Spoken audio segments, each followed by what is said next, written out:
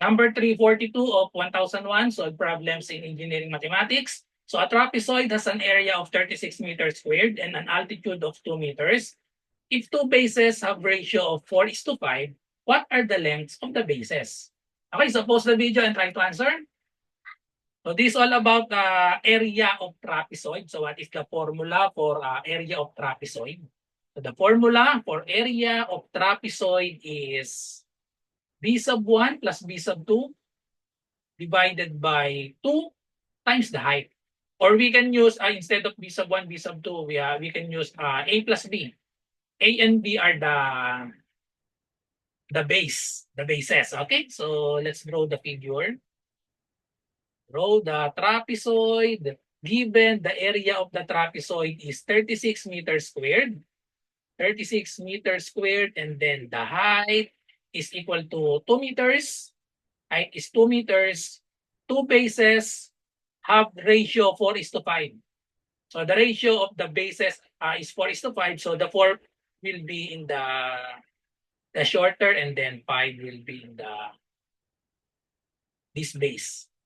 Since the ratio is 4:5, so that means 4 and 5 are multiplied to same number. Let's say that number is x. So this will be 4x, and then the other base, the longer base is 5x.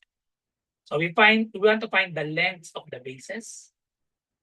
Just substitute all the given to the problem. The area is 36 equals A is 4x.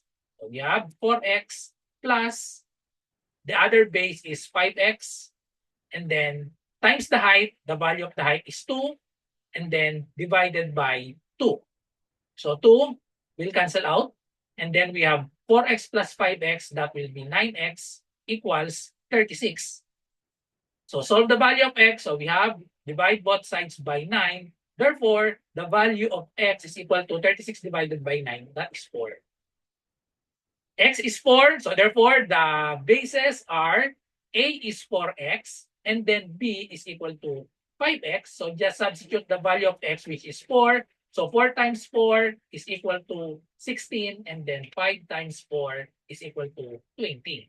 So therefore, the lengths of the bases are 16 and 20. The correct answer is letter D, 16 and 20 meters.